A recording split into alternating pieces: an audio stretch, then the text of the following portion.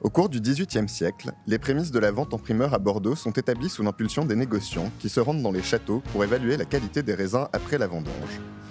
Le système évolue durant le XIXe siècle et ce sont les vins déjà en cours d'élevage que les professionnels sont invités à déguster avant de lancer la commercialisation du millésime. Véritable institution dans le monde du vin, les primeurs sont aujourd'hui incontournables pour tout amateur de Bordeaux. Bienvenue dans ce nouvel épisode du comptoir intitulé Bordeaux Calling. Chaque année chez Coca, de mai à juillet, on vous propose d'acheter les vins des meilleurs châteaux bordelais en primeur. Aujourd'hui, on vous propose de découvrir ou de redécouvrir tous les secrets de ce système unique en son genre, en compagnie de nos experts vins Charles et Benoît. Ils sont de retour de Bordeaux où ils sont allés déguster le millésime 2023. Bienvenue à tous les deux. Merci. Merci. Alors je vous propose qu'on procède en deux temps pour cet épisode. On va commencer par discuter un petit peu du système des primeurs en lui-même pour nos auditeurs et nos auditrices qui ne connaîtraient pas bien le sujet. Et puis ensuite vous pourrez nous raconter un petit peu votre escapade bordelaise, vos dégustations et puis comment se présente ce millésime. C'est vrai, on ne peut pas commencer par le millésime, c'est ce qu'il y a de plus excitant, surtout en 2023. Il est pas du tout, ça s'appelle tenir l'auditeur en haleine. Okay. Bon, restez accrochés alors. Ok, bon, on va commencer direct dans le vif du sujet. Du coup, Benoît, est-ce que tu peux commencer par nous expliquer un peu le système des Bordeaux primeurs pour les auditeurs? Ouais. Alors bon, on va essayer de faire simple. Il faut retenir trois grandes dates, trois grandes époques en fait pour cette mise en marché, ce qu'on appelle aujourd'hui des mises en marché de vin en primeur. Il faut considérer le fait que donc un peu au Moyen Âge, on avait des producteurs d'un côté qui produisaient de la matière première, du raisin, et puis des commerçants de l'autre en fait. Et donc ces producteurs sont les châteaux et les commerçants sont donc les négociants, d'accord? Et les négociants donc travaillaient beaucoup sur leur nom de marque propre en fait. Voilà. Alors ils se rendaient à l'époque des vendanges, au XVIIIe siècle, c'est là où ça commençait vraiment à se mettre un peu en place, dans différents châteaux pour goûter des raisins, sélectionner des raisins et acheter en fonction de la dégustation des raisins différents types de volumes. On appelait ça à l'époque, c'était pas des allocations mais des abonnements. Voilà, ils avaient des parts de récolte dans les différents châteaux. Ces châteaux retournaient donc plus sur Bordeaux. Pardon, les productions des châteaux retournaient sur Bordeaux. Les vins étaient vinifiés et commercialisés.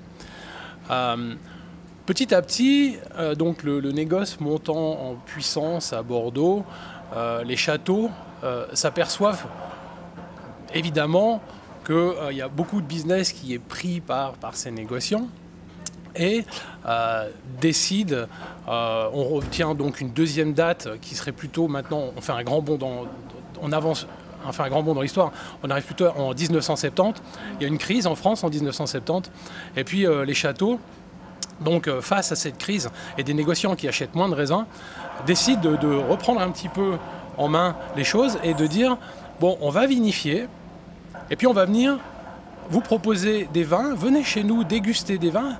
C'est Lafite, c'est Baron Rothschild Lafite qui est le premier à dire maintenant vous venez déguster mon vin et puis je vais vous vendre mon vin. Petit à petit, ça a fait des émules dans les différents châteaux autour de Bordeaux. Et puis donc le système des primeurs commence de se mettre en place jusqu'à ce qu'il soit institutionnalisé en 1982 quand un célèbre critique donc, du nom de Robert Parker va à contre-courant de l'ensemble de la critique et de la presse sur ce millésime qui décrivent le millésime comme très moyen alors que Robert Parker lui dit non, ce sera bien mieux que ça, voire un très grand millésime. Quelques années plus tard, l'histoire lui donne effectivement raison, 82 est un grand millésime et il déclenche un peu un système de mise en marché des vins primeurs depuis cette date, en 1982. Voilà, ça c'est pour résumer un petit peu l'histoire. Super. Tu veux que je rentre un peu plus dans le technique on va y aller progressivement, ouais. Mais c'est déjà cool, c'est une bonne base. Parce que je suis pressé de parler du millésime en fait. C'est vrai, hein, tu veux qu'on aille vite, mais non, on va freiner un petit peu. Et peut-être que du coup, Charles peut nous parler un petit peu plus du terme. C'est un terme qu'on rencontre souvent quand on parle des primeurs, la place de Bordeaux. Est-ce que tu peux juste réexpliquer un petit peu ce que c'est ? Alors la place de Bordeaux, elle a ce rôle très important de réguler le commerce de Bordeaux, de la plupart des châteaux. Donc elle agit comme un intermédiaire entre les châteaux et les revendeurs, restaurateurs ou commerces ou quel que soit le style de revendeur. Ils ont ce rôle de porter des stocks pour des châteaux, donc un rôle économique très important. Ils ont ce rôle de réguler économiquement le prix du vin et de se positionner sur des châteaux, des sélections. Donc il y a aussi un rôle de prescripteur et de qualité, enfin en regard des châteaux. Voilà, donc cette place de Bordeaux, aujourd'hui, elle est constituée de un peu plus de 300 négociants qui ont un rôle très important et qui distribuent dans le monde entier la plupart des châteaux de Bordeaux. Voilà. Ça, c'est unique, hein, on n'a pas ce genre de système ailleurs. Nulle part ailleurs, Nulle part. Je ne crois pas, non. Ouais. Non. Et du coup, Benoît, peut-être tu peux nous éclairer un peu plus de ton côté. Comment sont sélectionnés les domaines et les châteaux qui participent aux primeurs? Est-ce qu'il y a des restrictions? Est-ce qu'au départ, c'était plutôt des Non, des il crus n'y a aucune restriction en fait. N'importe quel château peut se mettre donc en marché sur la place de Bordeaux. Certains ne le font pas parce que par stratégie commerciale, on va dire. Hein, voilà, on peut en citer deux. En fait, là, Yquem, château d'Yquem, qui ne sort pas en primeur, mais qui sort ce qu'on appelle en primeur décalé, c'est-à-dire qu'on va quand même retrouver les vins sur le marché, mais l'année donc suivant la mise en primeur. Et puis Château Latour, qui ne sort pas non plus donc en primeur. Sinon, on va trouver la quasi-totalité de tous les grands crus classés de Bordeaux sur le marché en primeur, et quelques, je dirais même de plus en plus, de ce qu'on appelle des petits châteaux qui ne sont pas donc grands crus classés, qui donc viennent s'ajouter à la liste en fait. Ouais, effectivement. Ouais. Et ça, c'est justement un peu c'est un peu les pépites que chaque année tu peux avoir l'occasion de dénicher. Ces petits, voilà, ces nous petits, y voilà, on va enfin pouvoir parler du millésime. Non, on va parler du millésime. On a encore de quoi faire monter un peu. Oui, alors effectivement, il y a deux marchés. Il y a le marché donc des grands crus classés. Voilà, il y a une cinquantaine de grands châteaux qui sont très prisés et qui effectivement, on va dire, mènent un petit peu et rythment la campagne. Est-ce que c'est la classification de 1855 ? Oui, entre autres. Il y a d'autres. Disons le classement évolue un petit peu ces dernières années, mais bon, ça c'est un autre sujet. Et puis en parallèle de ça, effectivement, il y a ce qu'on fait nous, chez Coca depuis 15 ans maintenant dans notre segment vin, c'est de la sélection, c'est de la prescription. C'est-à-dire qu'on va sur le terrain auprès de ces petits châteaux, qui ne sont pas si petits que ça, mais bon bref, on les dénomme comme ça, pour effectivement permettre à la communauté de pouvoir accéder à des prix super préférentiels des Bordeaux dans ces conditions primeurs en fait. Ouais. Alors justement sur le primeur, donc c'est chaque année, c'est pendant une semaine en avril. Donc les professionnels, vous l'avez fait cette année comme tous les ans. Vous pouvez aller déguster du coup le millésime, sachant que l'élevage n'est pas encore terminé. Comment est-ce que vous faites pour évaluer le potentiel d'un vin quand l'élevage comme ça Comment on déguste un vin primeur? C'est pas facile. C'est pas facile, ça demande des années d'expérience. J'en suis qu'à ma 10e, et puis tous les ans on se remet en question, on se remet en condition, parce que tous les ans le millésime est différent. C'est vrai que les vins sont jeunes, et il faut savoir définir des équilibres, étudier des équilibres, des profondeurs de matière, des puretés aromatiques. On ne va pas sur les barriques. C'était chouette à Château Canon d'ailleurs, parce que alors il y a différents types de dégustation, et Château Canon entre autres vous prennent par la main dans les chais, et puis vous font choisir une barrique. Alors vous choisissez la barrique à la pipette dans la barrique, et puis là on déguste. Bref, c'est une petite parenthèse. On n'est pas là pour décrire une multitude. Enfin, c'est très bien de savoir mettre un nom sur des arômes, mais c'est pas finalement ce qui est le plus important, parce que le vin, quand on va le déguster dans 8 ou 10 ans, il sera bien loin de tous ces arômes. Par contre, c'est les structures. C'est surtout les structures, En fait, c'est ça. qu'on définit des potentiels, des équilibres, des structures, des persistances, des profondeurs. Ouais. Okay. Et ça vous permet, ça vous permet de vous projeter sur le potentiel de garde, sur l'éventuelle évolution du vin, sur son potentiel de buvabilité rapide ou non. Ouais. C'est vraiment un bel exercice. Mais moins sur le profil aromatique, en fait, du coup. Non.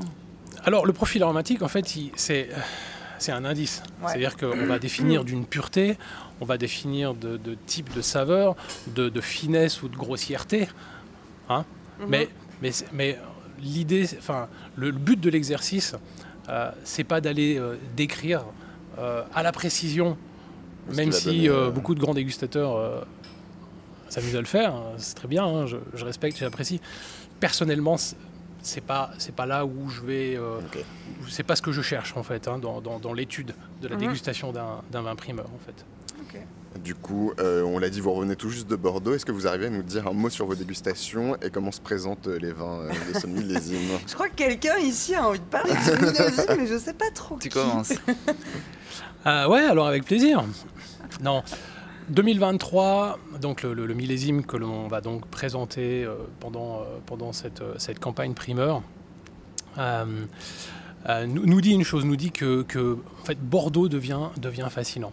Alors, je suis jeune, donc je peux me permettre de le dire, mais c'est vrai qu'on revient d'une époque où Bordeaux produisait des vins démonstratifs, puissants, concentrés, barriqués, pour plaire à un nombre de critiques et à aussi une certaine clientèle. Et c'est vrai que maintenant, on est peut-être un petit peu plus dans... je dis vraiment, quoi, les vignerons reprennent un peu Bordeaux et le sens du vigneron à la recherche du terroir et à la recherche de l'expression, de la finesse et de la buvabilité. Ils reprennent un peu les vins sont moins modernes, moins techniques. On fait plus place à des infusions en vinification qu'à des grosses extractions. Ouais. Il y a beaucoup moins de bois dans les vins. Ce qui fait qu'en fait, ça montre un Bordeaux de terroir. Où le terroir repasse devant à Bordeaux et c'est génial. C'est chouette, c'est génial. Et voilà, effectivement, comme je l'ai dit, je suis jeune et j'ai pas des dizaines d'années d'expérience de dégustation, mais quand même,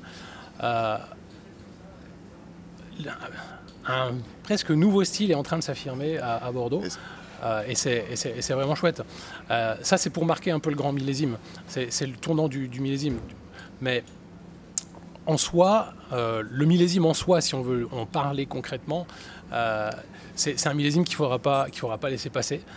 Ça, c'est sûr. Pour cette raison, du fait que en fait, c'est un très joli millésime, avec certaines disparités, hétérogénéités, mais ça, c'est comme tous les ans. Effectivement, il faut faire son petit tri, mais on est là pour le faire. Nous, on fait le tri donc pour la communauté. Mais surtout, une grosse baisse de prix est envisagée. C'est en train de se confirmer.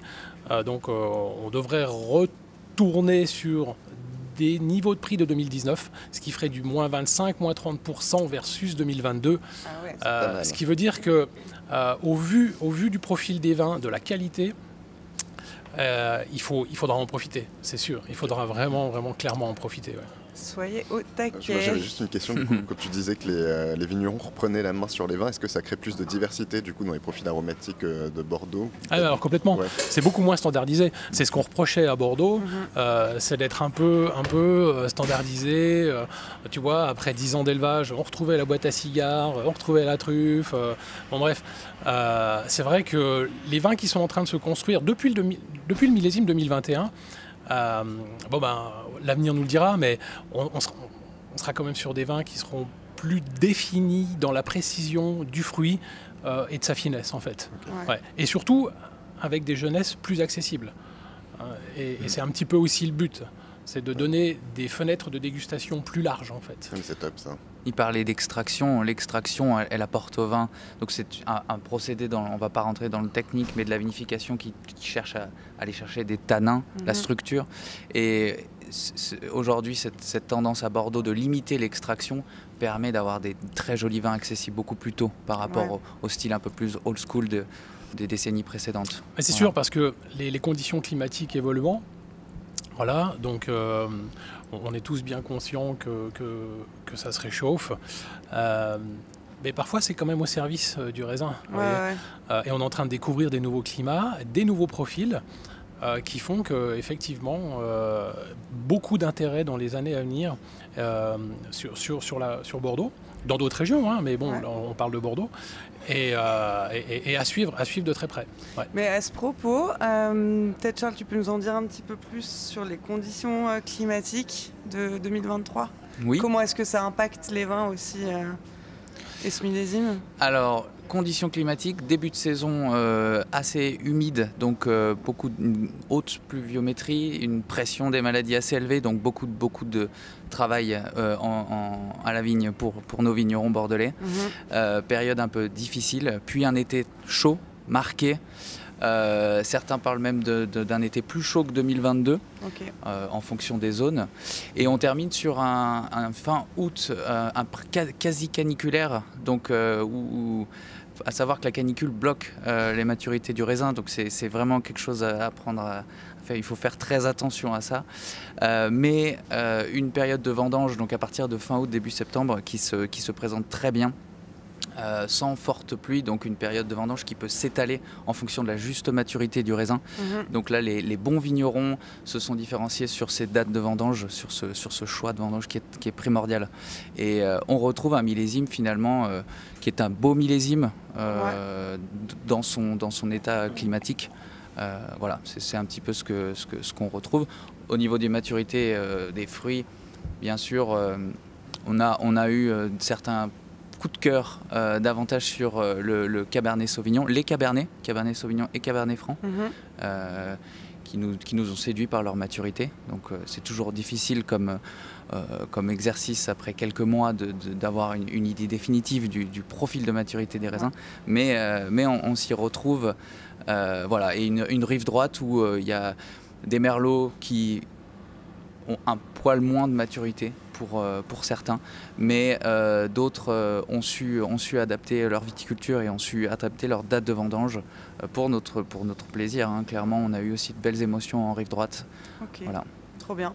Ouais. Et les conditions optimales d'un bon millésime à Bordeaux, Benoît, toi qui suis tout ça depuis plusieurs années maintenant, qu'est-ce que tu dirais ? Parce que finalement, là, on a quand même finalement des conditions en 2023 qui sont plutôt bonnes de ce que tu décris, Charles. Mais le millésime idéal, c'est... Non, mais il n'y en a pas, et ça devient de plus en plus compliqué. La question, en fait, elle est très piège, vu qu'on est confronté à un bouleversement climatique, un changement climatique, mais aussi on se rend compte en face que la vigne, elle a son potentiel d'adaptation. L'année dernière, c'est vrai que sur un millésime de 2022 où c'était très chaud, sécheresse, on disait oh mais mon Dieu les vignes. En fait, le grand mot de 2022, du millésime 2022, enfin, c'est un mot, c'était la résilience de la vigne. Enfin, c'était, oui bien sûr, mais on s'aperçoit qu'effectivement la vigne elle a son potentiel d'adaptation et elle évolue avec la climatologie. Mais si on voulait alors faire un grand schéma des conditions climatiques parfaites pour un grand millésime, ce serait un début de printemps bien arrosé pour faire des réserves d'eau, effectivement dans les sols. Ensuite une phase lumineuse pour une bonne fleur, pour une bonne floraison du raisin. Voilà. Avec un petit peu moins de pluie évidemment, il y en aura toujours, mais on va parler de lumière pour cette fleur.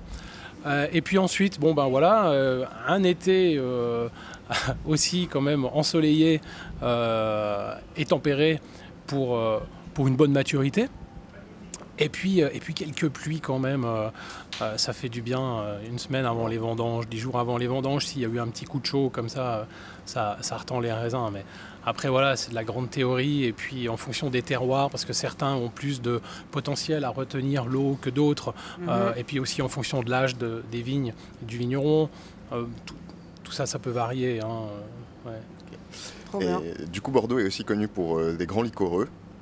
Et du coup, quel impact le climat a sur ces vins ? Parce qu'on les laisse, si je me souviens bien mes cours d'œnologie, on les laisse maturer vraiment sur la vigne pour faire les liquoreux. Du coup, avec une pourriture noble. Du coup, comment le climat peut impacter ça ? Alors, bon, c'est le climat océanique, hein, en fait. Donc, c'est vrai qu'on a des fins de saison qui sont humides et chaudes. Dans le sud de la rive, donc dite gauche de Bordeaux, hein, donc proche de l'Atlantique. Et donc, ça permet le développement, effectivement, d'un champignon, le Botrytis cinerea. Plus sympa de dire pourriture noble, effectivement. C'est plus joli. C'est juste que les champignons, je connais que celui qui a fait beaucoup de mal aux vignes françaises. De nom. Et donc, il se développe sur les sémillons, sur les sauvignons de cette région, qui sont donc Sauternes, Barsac et assimilés.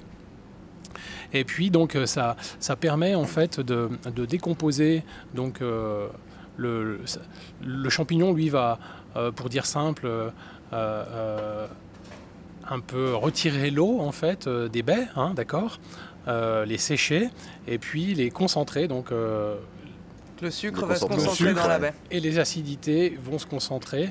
Voilà. Pour en faire quelque chose de très concentré, avec des taux de sucre qui vont ne pas être fermentés par les levures et rester donc dans les vins. Voilà. Mais alors ça, c'est pas forcément tous les ans. C'est d'un millésime à l'autre qu'on peut ne pas avoir de botrytis. Si, ils arrosent, hein, s'il faut. Non, je rigole. Non, je rigole. Non, tous les ans. Alors, on coupe pas au montage, Benoît, sache-le. Ah, mince. Tant pis. Non, tous les ans, le Botrytis cinerea se développe, plus ou moins, évidemment, évidemment, en fonction des conditions. 2023 est un très très grand millésime pour les Sauternes à Bordeaux. Ah, très bien ça. Ouais, tu peux nous en dire un petit peu plus? Non, bon, les conditions étaient idéales. Alors, c'est des petits rendements, mais les conditions sont idéales et les vins sont d'un très très grand niveau. Concentration, pureté aromatique, on rejoint les grands millésimes liquoreux bordelais. Ouais. Génial. Avec l'acidité nécessaire qui en fera aussi des jolis profils de garde. Ça donne soif tout ça. Oui, ça donne soif. Il serait pas l'heure de faire une petite pause dégustation? Vous êtes venus tous les deux avec un vin des deux grandes régions de Bordeaux, la rive gauche et la rive droite. Donc je sais pas, c'est peut-être l'occasion qu'on déguste quelque chose et puis que vous nous parliez un petit peu de ces deux grandes régions à Bordeaux pour les auditeurs et les auditrices qui connaîtraient pas bien Bordeaux. Oui, bien sûr, volontiers. Alors, Benoît. Ouais, j'aurais dit de commencer par... On commence par la rive droite. On commence par la rive droite. Donc là, c'est toi, Charles, qui nous présente la rive droite. Merci.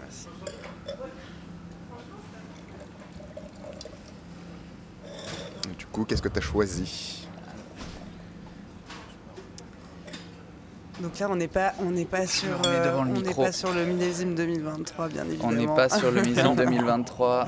On en a parlé avec nous. C'est une jolie bouteille, de la rive droite de Saint-Émilion. Donc c'est un premier grand cru classé, Château Larcis-Ducasse, millésime 2012, millésime intéressant aujourd'hui parce que c'est un millésime relativement frais qui se présente plutôt bien aujourd'hui, qui se déguste très bien.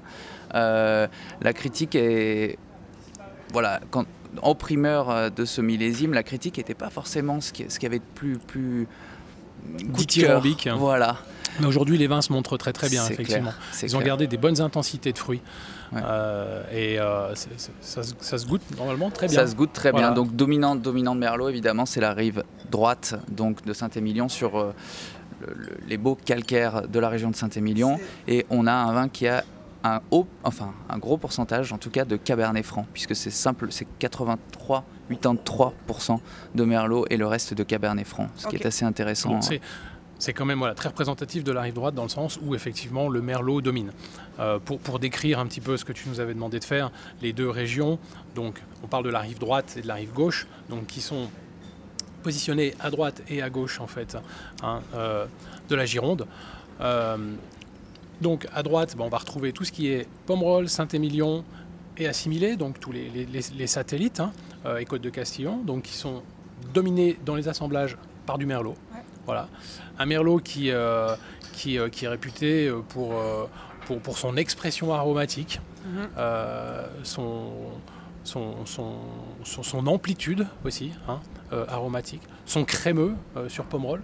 Ouais. Voilà. pour décrire, juste pour rester sur la rive droite. Ouais. Très bien, super. Charles, un petit mot Un petit mot supplémentaire sur la dégustation. Ouais. On commence à avoir un joli tertiaire, donc des arômes d'évolution du vin. Le bois se fond pour tirer vers quelque chose d'un peu plus forestier. Tu parlais tout à l'heure du tabac brun, de ce style un peu plus old school de Bordeaux. On l'a un petit peu, hein. On a ce léger de boîte à cigares.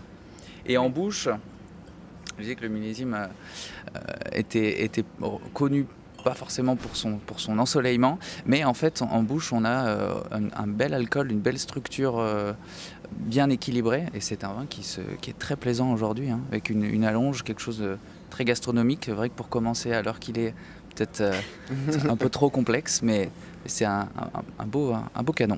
Oh, c'est jamais trop complexe quand c'est bon. On s'en contente très bien. Peut-être qu'on peut commencer à nous dire un petit mot sur la rive gauche pour le coup. Et puis on va aller chercher d'autres verres. Est-ce qu'on passe à l'autre vin ? Ouais. Allez, tu peux déjà nous le présenter et puis on le goûte après. Ouais, donc moi j'ai sélectionné une bouteille donc Pagode de Cos, qui est donc le deuxième vin du château Cos d'Estournel, alors qui est un deuxième grand cru classé de Saint-Estèphe, qui est très représentatif de Saint-Estèphe dans son gros fruité cassis porté par un cabernet sur un millésime frais qui est 2016. Alors voilà, j'ai dit le mot, c'est cabernet. C'est la rive donc gauche. Donc si on part du nord au sud de la rive gauche, on aura le plus au nord donc les terroirs de Saint-Estèphe, de Pauillac, de Saint-Julien. On descend sur Margaux.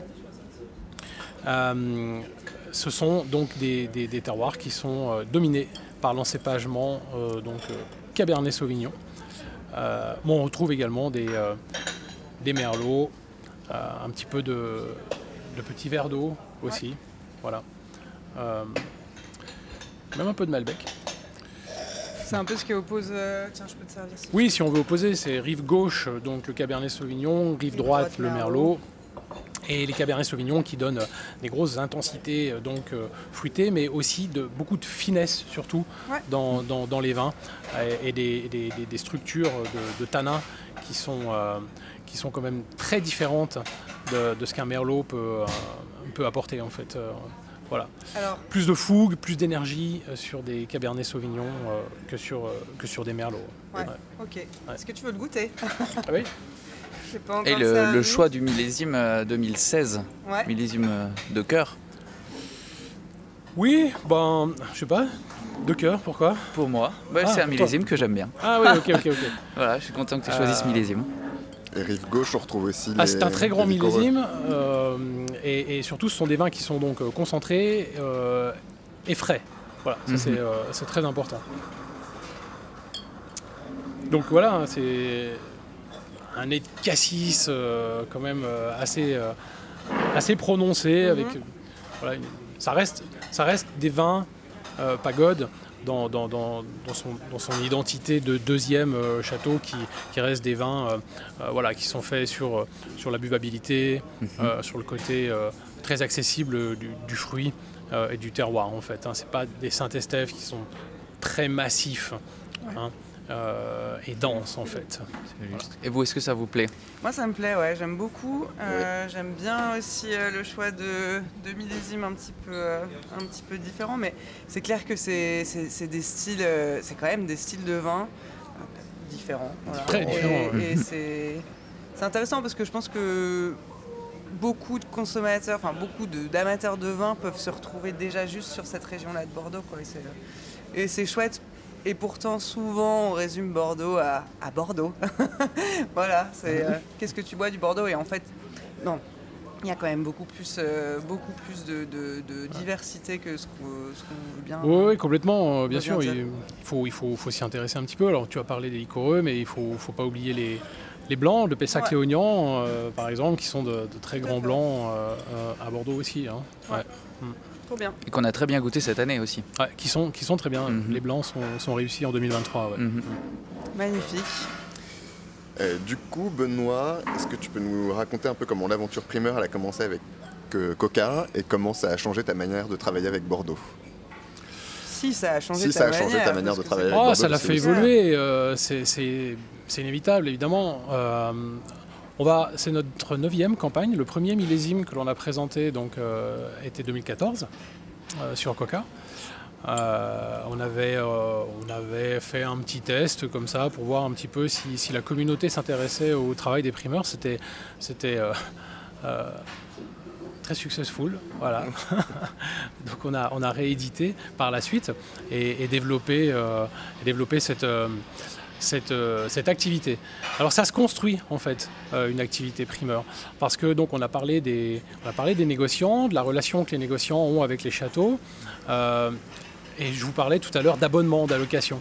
Nous, de notre côté, c'est exactement la même chose en fait. On doit construire des allocations. C'est-à-dire que le château donne des allocations aux négociants et le négociant me redonne des allocations.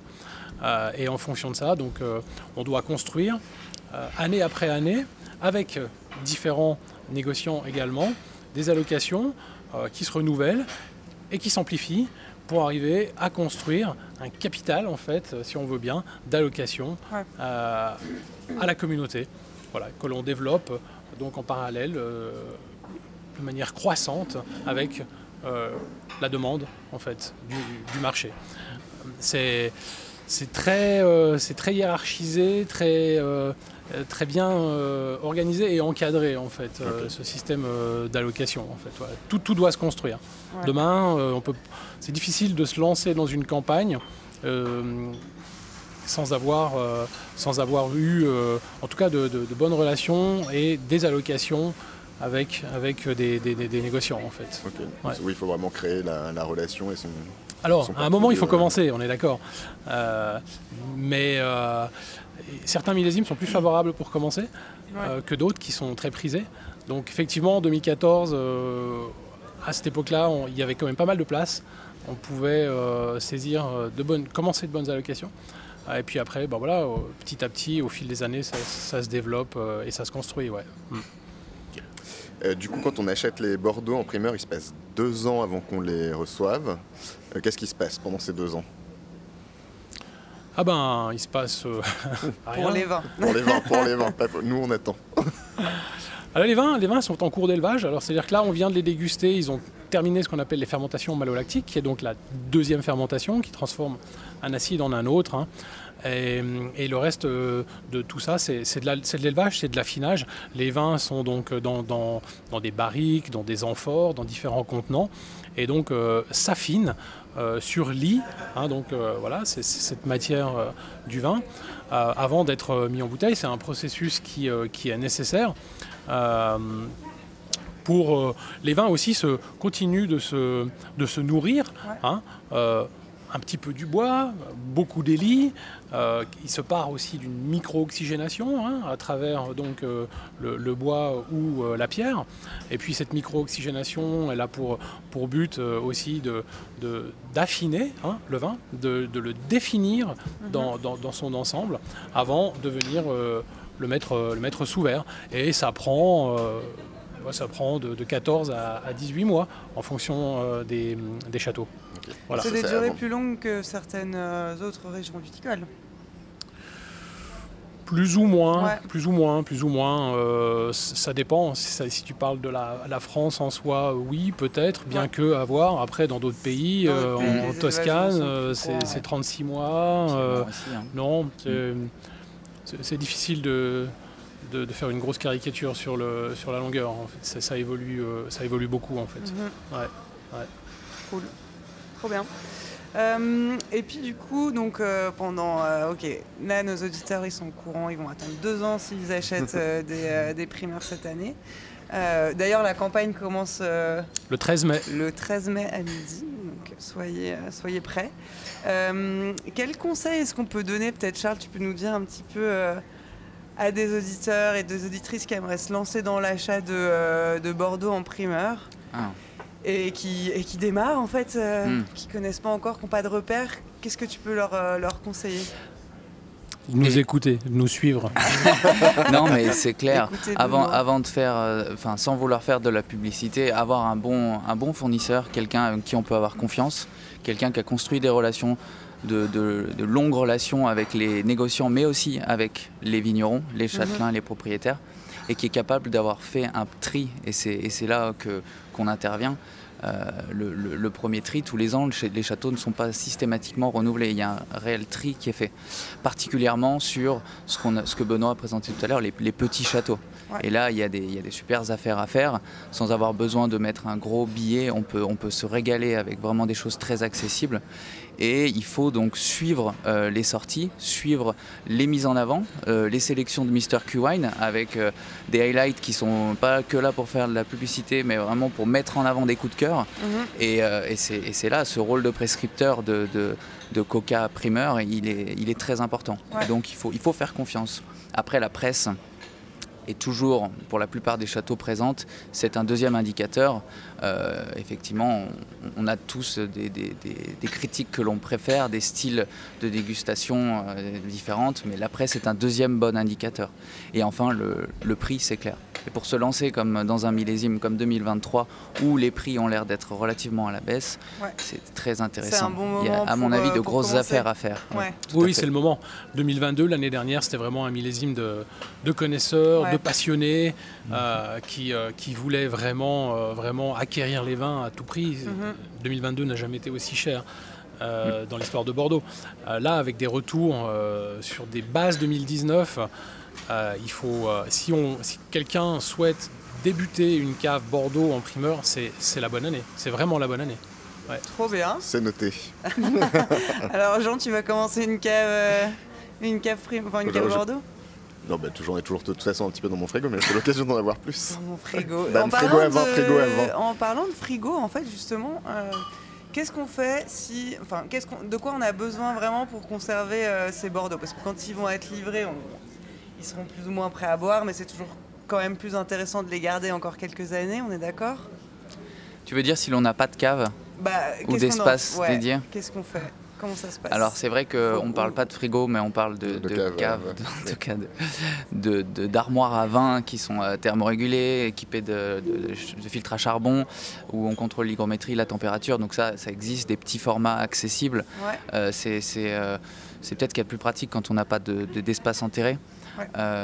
Après, si vraiment on n'a absolument pas d'espace, il existe des lieux où on peut louer de l'espace de stockage sans forcément louer des centaines de bouteilles. On peut louer 48 bouteilles, ça existe et ça reste accessible. Okay. Il en existe oui, il y a plusieurs espaces.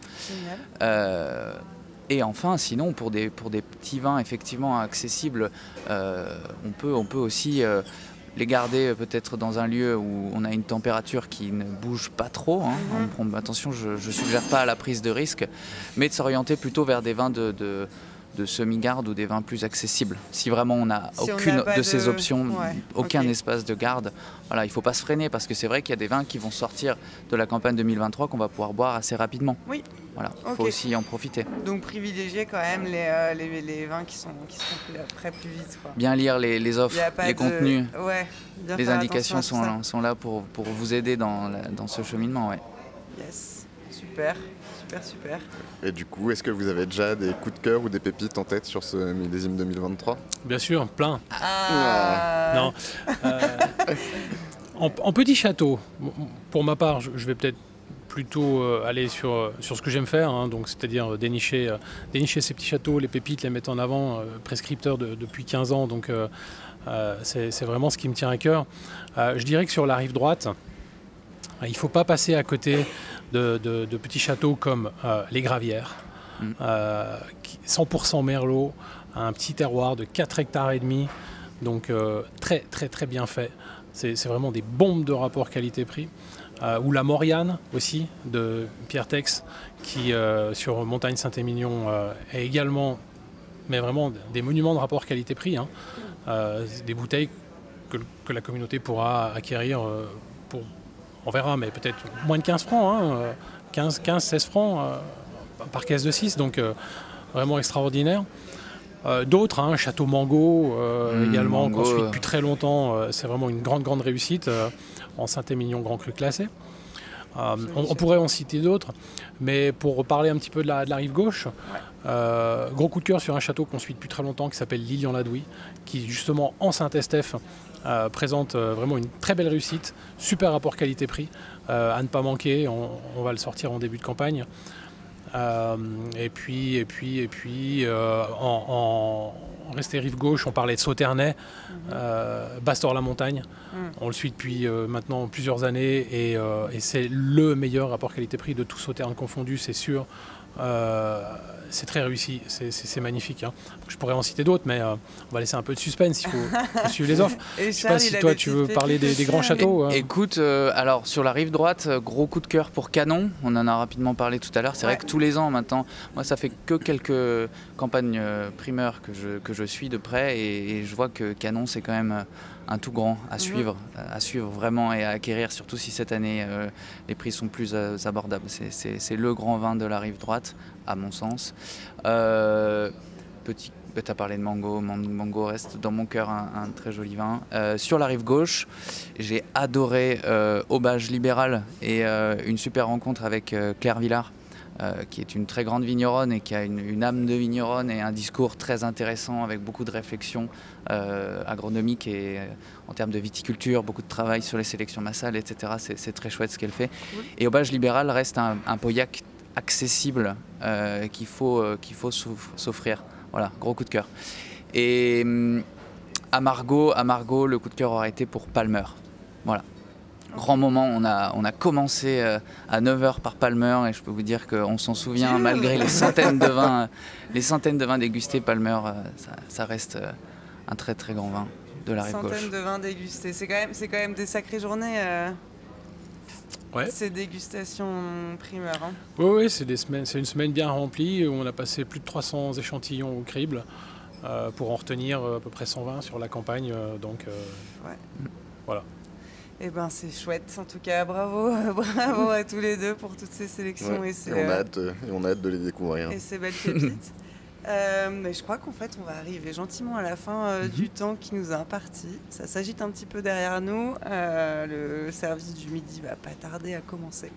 Donc je crois qu'on va clôturer là, à moins que vous ayez encore des petites choses à faire passer à nos auditeurs et à nos auditrices. Non, merci pour l'accueil, on a bien fait le tour. On donne rendez-vous lundi 13 mai à midi pour le début de cette campagne primeur. Avec plaisir. Génial. Et en tout cas, merci à tous les deux d'avoir passé ce petit moment avec nous. Et puis merci à nos auditeurs et nos auditrices de nous avoir écoutés jusqu'au bout.